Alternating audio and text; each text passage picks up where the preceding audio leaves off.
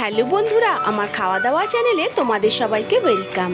আজকে বানাবো ঢ্যাঁড়স আলুর পোস্ত, কিন্তু এটা পোস্ত দিয়ে বানাবো না। এতে থাকবে সাদা তিল বাটা আর থাকবে তোমার কাজু বাটা।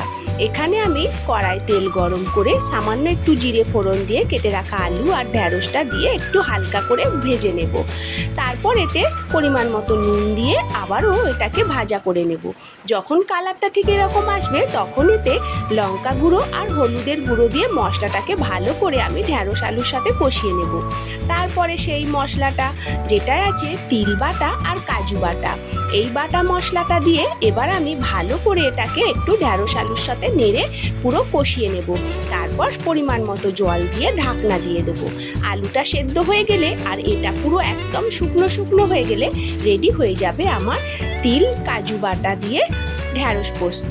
তোমাদের কেমন লাগলো ভিডিওটা অবশ্যই কমেন্ট করে জানাবে। আর চ্যানেলটি যারা এখনও সাবস্ক্রাইব করোনি তারা চ্যানেলটা সাবস্ক্রাইব করে দেবে।